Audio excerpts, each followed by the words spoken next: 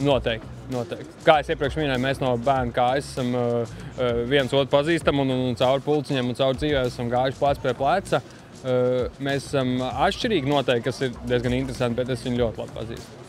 Es domāju, ka jā. Makšķerēt. Mārtiņš nekad neatteiks pamakšķerēt. Es izskriet krosu tikai guļu. Ir vairākas, bet mīļākā varētu būt izskriet krosu. Uzēst pīci. Noteikti.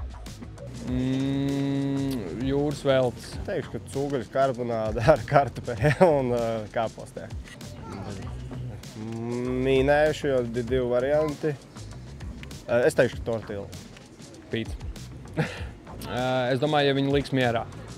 Es domāju, ka mana līgava. Aizvien kopā pasmēties. Kaut kā, jā. Varbūt kāds uzmundrinājuma vārds.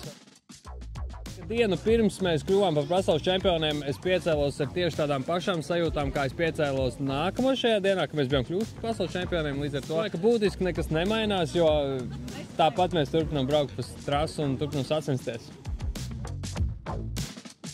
Noturēt sevi mierīgu brīžos, kad varbūt iekšēji tu ārdies. Jebkuram sportistam ir, man liekas, ir visgrūtāk cīnīties.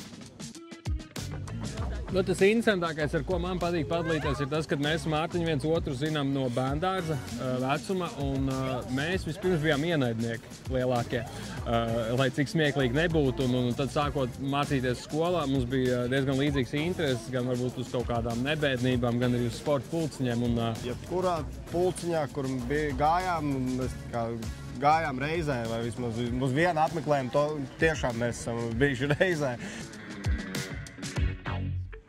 Pirmā prātā, kas man prātā nāk, mēs esam ļoti mērķtiecīgi un mēs nemēdzam apstāties līdz mēs izcīnām kaut kādu konkrētu rezultātu, ko mēs esam nosprauduši.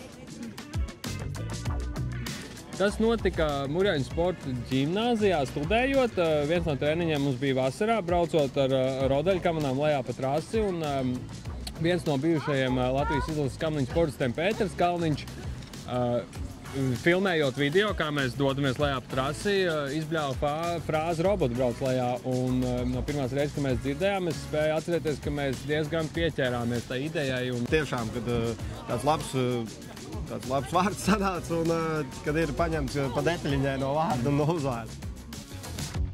Tā pasaules čempionāta titula izcīnīšana, gribētu teikt, tas varētu būt, ka šī sezonas pīķis ir bijis, bet es domāju, ka mēs solīti zemāk nav šīs dienas uzvara.